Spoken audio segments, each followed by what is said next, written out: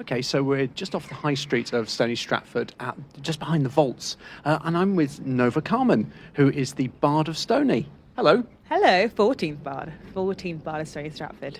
The 14th Bard. Okay, so first thing, what is a Bard? I think more recently, modernly, it's someone that represents art, music, to speak about the community, truths, whether it's emotional, social, moral, politics, things like that. But historically, it was someone who essentially was the same thing, but would carry those stories for Regal, whereas more is for the community, everybody that's involved in things that the community cares about. Yeah. Well, that's not a million miles away from the Bard himself. Well, yes, I mean, when I first heard about the Bard, I thought, what do you mean, Shakespeare? Bard of Avon, no? And so since becoming involved in it and learning more about it, it's just an incredible thing to be a part of, because it's not just Stony. There are bardic councils all over the UK, and there's also Candor Bard, which is someone who takes care of a county, essentially. And so I spoke to someone who, was incredibly inspirational, who's the Grand Candor Bard of Cornwall. So how did you become a Bard? Or should I say, how did you become the Bard of Stony? So there is a bardic trial every year. So you're only a bard in Stony for a year and a day. And I went to an open mic at the Scrabble Gathering in the Crown, and the host wouldn't let me leave until they spoke to me about this event. So I said, okay, I'll have some research, so I'll have a look. And if I'm honest, I didn't think I would get it, but I thought I'd at least like to take part, have a look, meet the people, give it a good go. And so every year the trials are held in York House, and immediately I arrived, energy was vibrant, magnetic, it was incredible. There were so many people just there to have a good time and support everybody, not just, the winner. It was just supportive of all artists in the community. Every year they have the mayor as a judge. And so she was there, she was really lovely. And then the different judges every year will have some kind of role significant within the arts community locally. Then there's different rounds, and in each round I'm getting more and more comfortable. But right at the end, I was very, very shocked when they announced me and bestowed some items to me. Well, I was just about to say, you have something with you. It's long, I think I recognise it. It's a pencil. It is a pencil. It's a giant pencil, and no, there is no giant sharpener to go with it. Oh. Tragic, but at least you can't write with it, right? No. So the items bestowed upon me were purely symbolic. So the pencil that I have with me now, yes, is tall, black and white, but it does not work. It symbolises poetry. It looks like a staff, like Gandalf would have it, yeah. And you've got some other things as well. I do, yes. I've got a giant green cloak that is very, very comfortable to have in the winter, a pain in the summer. But again, it's just to symbolise the significance of being bard. And then magic beads for storytelling. A medallion that I meant to wear around my neck to represent music as well. So each part is to represent different things that a bard can do. So we're in Stony Stratford. This is a part of Milton Keynes. It's a little bit different from other bits of Milton Keynes, right? It is, definitely, and we're always encouraging anybody who gets word of us in the wind to just come and have a look and get involved, join in, because there's so many events constantly, whether or not I'm there, that is engaging and full of love and light. It's incredible. And I think you have an example with you of something you've just done recently with the community.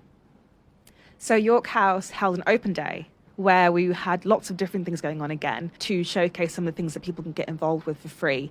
And we were there showcasing the bardic trials, workshops that come alongside that. And I thought for the day, I wanted to include something, a big part of me and my personal identity as bard is that I love getting people involved. So I had a whiteboard for people to write down words that they associated with the community, things I like to do and see and kind of part of. And I put it all together to make one community poem, supported and woven by other bards who are present as well. So we have that with us, don't we? It's in a book, but it's very fine-looking, what you got, a manuscript. And this is a collection of work that previous bards have done that you've then added to with this community effort. So we've actually got that here, this particular poem. Branch out, act it out, shout about Phoenix freedom, birds custard and fishing for trout. That's what Stony is all about. And it goes on.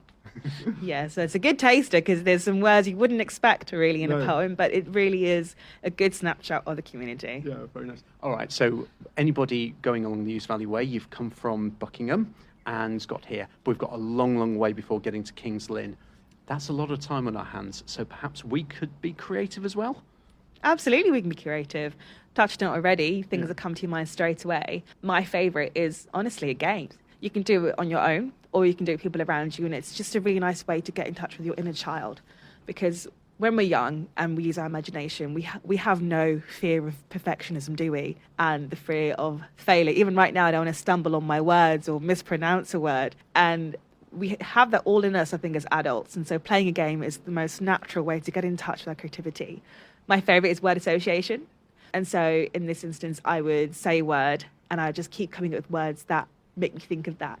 Doing it in a pair and a group works as well. We can give it a go now if you like. Go on then.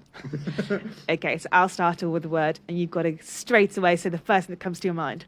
Okay, ready? Go on then. Cloud. Rain. Light. Puddle. Bin. Recycle. Oh, I'm just looking at things around me. Door. Opportunity. Bolt. Safety. Pencil. Creativity. Those are amazing words. And my favourite thing about that, there's lots of interpretations of everything. And it's not about it being perfect or a certain way. It's about how it makes you feel. So the next thing is picking some of those words that you and I have both said and saying an emotion that comes with it. So I'm going to say something. You're going to say what it makes you feel like. So rain. Rain. You know, unfortunately, it depends. All right, first word. There you go. Rain, shelter. How does it make you feel? How does rain? Sorry. How does rain make you feel? It makes you feel, actually, you know what? Joyful. So ignore what I said before. Yeah, actually, joyful is genuinely what it makes. Well, good hard rain. That's something wonderful. As long as you're not soaking wet. Opportunity. Slightly scared. Oh, scary. Yeah. I'm trying to think of the words that you said. I'm throwing them back at you now. Creativity. How does that make you feel? Excited. That sounded like a question. One more. Signs. How do signs make you feel? Reassured. I love that. So all of these jotted onto a page, jotted around in your mind, just loosens up that, as I said, the rigid expectation of perfectionism, gets you out of your head, reminds you what you really think and feel and imagine, and it's a great place to start to be creative. Now, coming on to some of the poems you've written or some of the works you've written, so a couple I noted, so that might be useful for us on our journey. So, Road to Nirvana, and also, Are We Nearly There Yet? But I'm not sure, would one of those be the right thing for us to set us on our way, or something else? What do you think? I think something else, but I will say, even though those are about journeys, Are We Nearly There Yet is the frustration of a journey. And the Road to Nirvana is a metaphorical journey. And as much as those two things are both important, I think something that's more relevant for now, anyone that's on a journey, both physically and metaphorically, can have doubts. And so one of my favourite poems I've written is called Weird and Wonderful. And actually it's in the Mind newsletter. I'd have a poem in there every month in there for Bedford, Milton Keynes and Luton. And so this is just more of a reminder that you are incredible just as you are. So I can perform that now if you like. Weird and wonderful. I want the weird and the wonderful. I want a thunderful of feeling in our element. We are all heaven sent, so send your self-doubts to church. Let them learn to hurt for just a moment. We owe it to ourselves. Let the pain subside. Why do we hide? They lied to us.